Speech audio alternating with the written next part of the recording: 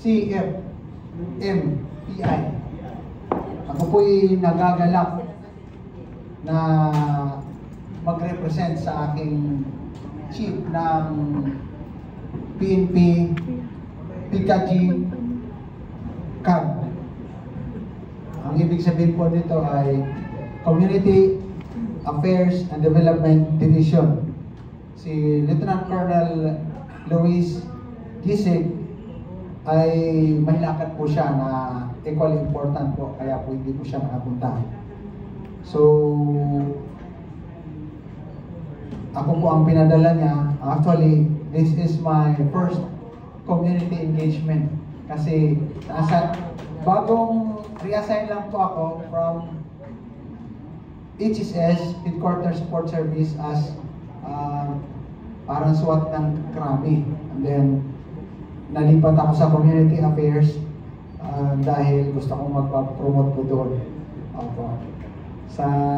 Ngayon po, ako'y natutuwa dahil ang ganitong mga gawain ay napakalaking tulong po sa PNP.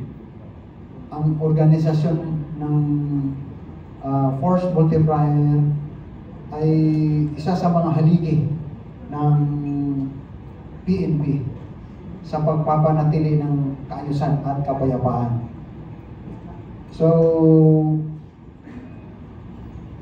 to our founder and chairman, Bishop Dr. Willie Ricablanca Jr., to retired Colonel Attorney Jane Nathaniel Gray Sigera, sir, other officers of CFMPI,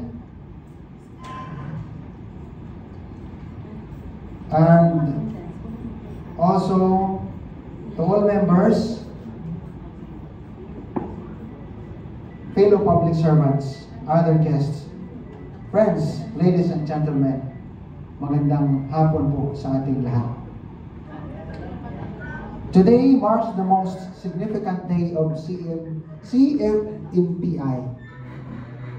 The recognition and oath-taking of officers of your organization is a momentous event amidst the internal and external threats that our country is confronting today.